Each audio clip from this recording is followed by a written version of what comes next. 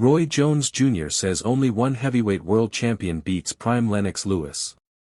Lennox Lewis famously beat every man he came up against, avenging his only 2 defeats in rematches to retire with a record of 41 wins and 32 knockouts. The Lion switched over to the paid ranks after winning gold at the 1988 Olympic Games, being elevated to full WBC world champion after 22 fights and defending the belt on 3 occasions before a shock loss to Oliver McCall.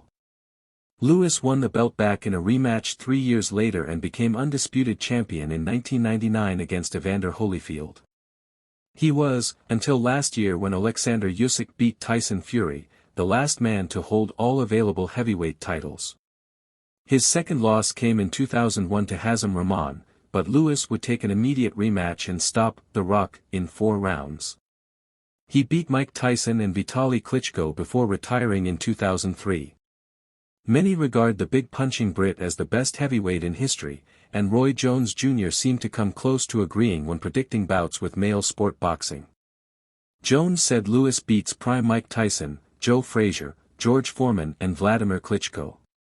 He also backed him against this era's best in Tyson Fury and Usyk.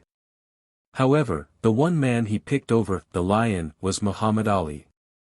Ali is another with an argument as the division's best in history, changing the face of boxing as well and having a significant cultural impact while doing so.